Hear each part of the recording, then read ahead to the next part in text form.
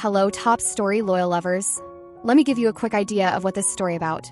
It's about a young boy who dreams of seeing his mother, someone he's never met before. Determined to find her, he sets off on a journey, all alone, venturing into a dangerous world filled with monsters and demons. Now let's begin. In a dark room, several soldiers are searching for something. They're armed with guns, their equipment showcasing advanced modern technology. Carefully and thoroughly, they scan every inch of the room. One soldier, using a high-tech device, identifies the exact location of their target. And finally, they find what they were looking for: a strange little child. The child looks unusual. His hair is extremely long, and his hands and feet are covered in injuries. As soon as he sees the soldiers, his expression shifts. He lets out a loud, angry roar, furious, desperate. Then, in the blink of an eye, he tries to escape, slipping past one of the soldiers. But before he can get far, they throw a net over him. Captured, not a single shot fired. They couldn't harm him. He was just a small child. The scene changes. The setting is completely different now. A bright room filled with light. There's a brush, a bed, a peaceful silence. The same child is lying there, his eyes open. Perhaps the sunlight falling on his face woke him up. His long hair, gone, cut short, likely by the soldiers. Slowly, he sits up, looking around, confused. Where is he? What's happening? Then, we finally see where he has ended up. A children's protection zone. It turns out the soldiers were actually part of a rescue team. Due to the war, children were brought here to keep them safe. It's almost like an orphanage, a place where children are cared for. The boy climbs down from the bed, revealing legs covered in scars. The wounds seem to have healed, but the marks remain. Slowly, he starts walking. This little boy, he's alone in this building. His parents, likely lost to the war, but no one knows for sure. As he looks around, he takes in everything: the new clothes, the clean room, the food provided for him. It's different, safe. Yet, despite the comfort, the boy spends most of his time alone. Often, he sits on a hill, staring at the open sky, lost in thought. One day, a group of small children approaches him from behind. Their voices are unsettling as they ask him to play with them. Startled by their strange behavior, the boy freezes. Unsure, unnerved, the tension rises. Then, suddenly, he makes a strange face, staring at the ground. The children scream in fear and run away. He doesn't mean to be scary, but after living alone for so long, he's become a little wild. The frightened children disappear, leaving him alone once more. But then, something unexpected happens. A yellow butterfly lands gently on his hair. He watches it, intrigued. Slowly, he starts playing with it, crawling on the ground, trying to catch it. Meanwhile, inside the orphanage, a girl watches him through a window. Her leg seems injured. Can he talk? She asks another girl beside her. The other girl shakes her head. No, not yet. He hasn't learned how. The first girl watches him closely. Even so, it feels like he understands everything we say. Maybe he's just scared. Maybe this place doesn't feel familiar to him. The other girl nods. The rescue team said he grew up among animals. That's why he acts a little wild. He doesn't know anything about the human world. They continue watching, curiosity in their eyes. The first girl laughs softly. He's just like Mowgli, isn't he? His story is so similar. She seems to have taken a liking to him. All of a sudden, the orphanage bell rang, and the children excitedly ran toward their teacher, laughing with joy. The teacher was distributing letters sent by their sponsors. Watching their happiness, a boy stood there, confused. He couldn't understand why everyone was so delighted or what the teacher was handing out. Just then, a girl with bright orange hair and eyes stood nearby. Noticing his puzzled expression, she explained, "These are letters from their sponsors." The boy stared at her, still not comprehending. Seeing his confusion, she added, "Sometimes sponsors send gifts too." But he remained blank-faced, unable to grasp what she meant. Realizing this, the girl gently took his hand and led him to a quiet spot, patiently explaining, "A sponsor is an older person who looks after us." She showed him a picture of a human and began describing everything as if teaching a small child. With a soft yet serious tone, she added, "Some humans are very kind, but others can be cruel." She wanted to help him understand the world he was unfamiliar with. As time passed, the girl continued teaching him about sponsors, even during mealtimes. Gradually, they grew close, spending time together, playing, studying, and sharing their thoughts. One night, the girl revealed a painful truth. "I don't have a sponsor," she admitted. "My mother left me here and promised to return for me in 100 days. Her voice was heavy with sorrow. "I'm waiting for her to come back and take me home," she added, her eyes filled with both hope and despair. Seeing the sadness on her face, the boy felt a deep ache in his heart. Silently, he gazed at her, unable to find the right words. One day, their teacher gathered all the children and told them a story about aliens. She shared a made-up tale. saying that aliens once came to Earth and created humans. The aliens and humans became friends, living together in harmony and helping each other. The children listened intently, their imaginations running wild with the idea of such a fantastical world. A curious boy in the orphanage, very smart and inquisitive, came across a strange book one day. The book contained a story about aliens, and as he read it, he started believing it to be true. Excited, he shared the story with his friends. The story described how aliens once came to Earth intending to conquer it. Humans fought back with nuclear weapons, but one alien became so angry that it swallowed the Earth whole. Since then, humans have been living inside that alien stomach.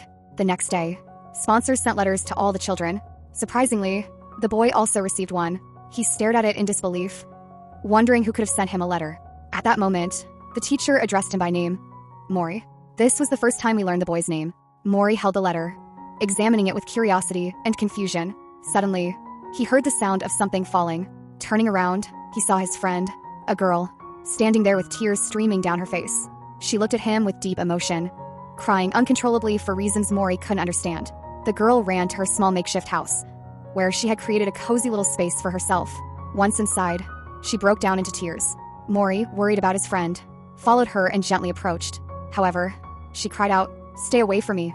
Her heart seemed broken over something so painful that she didn't want anyone near her.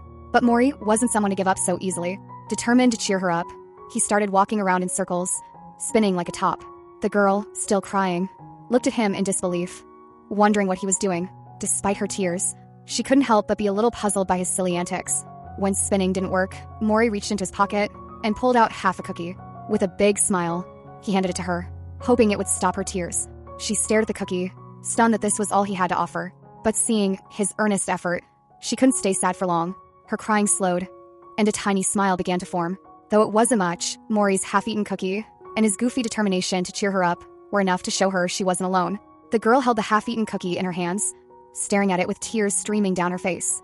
100 days have already passed, but my mom never came to get me. Maybe she thinks I can't count, but I count every single day. 100 days are long gone, and she hasn't even sent me a single letter. Her voice cracked as she continued. I'm all alone now. No one loves me anymore. She broke into uncontrollable tears, her sadness filling the room.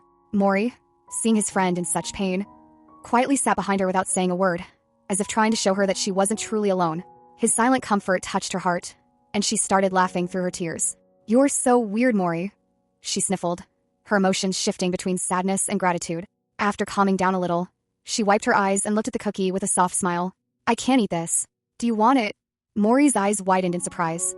He stared at her, confused and touched, not expecting her to offer the only thing she had in such a moment of sadness. Mori's mouth watered as he followed the cookie's every movement. Whenever his friend shifted it to one side, his gaze darted there, his hunger completely visible on his face. Noticing this, his friend couldn't help but laugh. They both burst into laughter, their shadows flickering on the wall, showing the joy of the moment. After a while, Mori's friend remembered the letter he had received. Let me read it for you, she said, realizing Mori probably couldn't read. Taking the letter, she began to read aloud while Mori leaned over her shoulder, peering at the paper with wide, excited eyes. The letter simply read, Hello there. That was it, no name, no explanation. Mori's friend frowned, confused. That's all. They held the letter up to the light, inspecting it carefully for any hidden message. Suddenly, something slipped out of the envelope and fluttered to the floor. Mori's sharp eyes caught it immediately, and he dove down to pick it up. It was a beautiful blue flower, delicate and glowing faintly, almost as if it held a special meaning. Mori held it up, his expression a mix of awe and excitement, as if the flower itself was some kind of treasure. Later that night, Mori lay on his bed, holding the flower in his hands. The room was filled with other children fast asleep, but Mori remained awake, feeling incredibly happy just from the flower's presence. He smelled it, and its fragrance was so wonderful that he felt as if he had been transported to a garden filled with flowers. Eventually, he fell asleep, a small smile on his face. The next morning, Mori was woken up by his teacher shouting loudly, calling his name. Mori, a letter has arrived for you.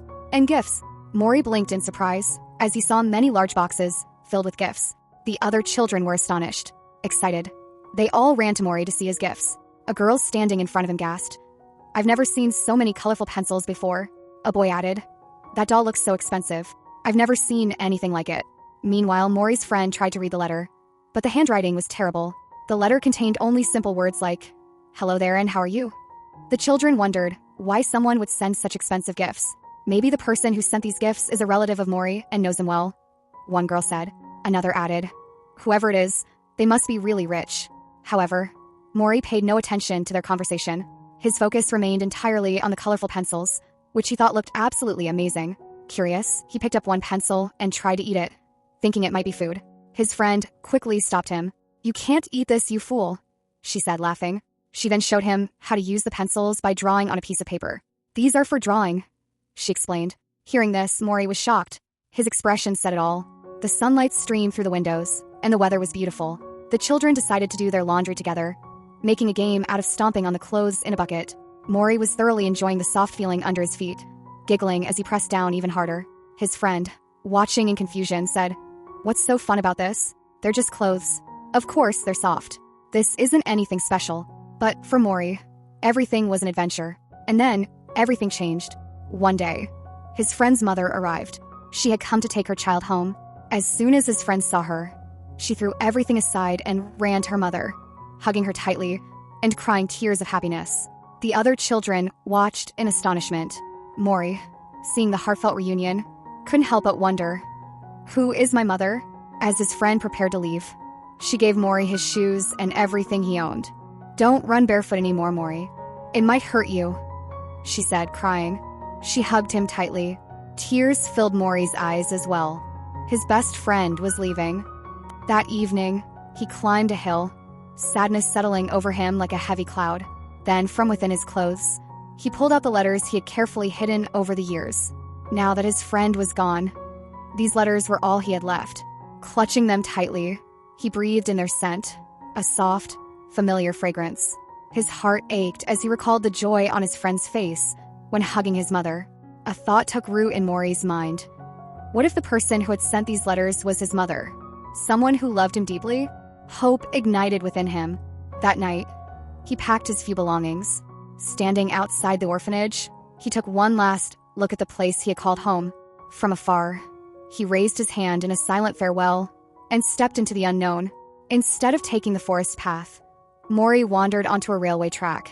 He had no idea where it would lead him, but he was just a child, guided only by faith and a handful of letters. In his heart, he believed that one day he would find his mother. He imagined hugging her, just as his friend had hugged his mom. At dawn, he awoke to a warm, wet sensation on his cheek. A cow had licked him awake. Rubbing his face, he looked around and realized he was inside a moving train. He had no memory of boarding it. Peering outside, he tried to guess his location, but the scenery was unfamiliar. The train stopped briefly at a station. Mori stepped off, waving fondly at the train as it departed.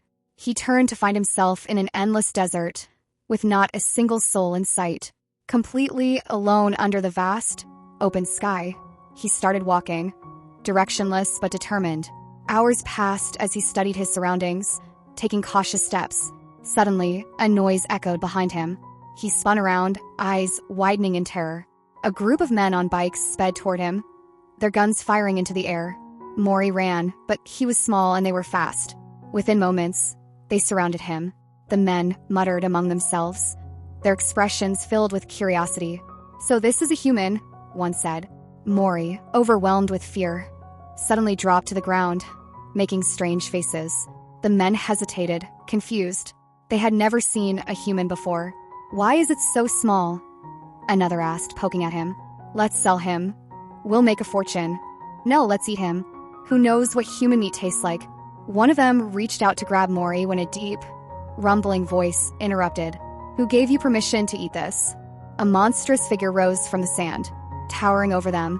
It had sharp, pointed teeth and 2 enormous horns. The bikers instantly bowed their heads in fear. Boss, please forgive us, they pleaded. The massive creature examined Mori closely. A human here? How? It mused.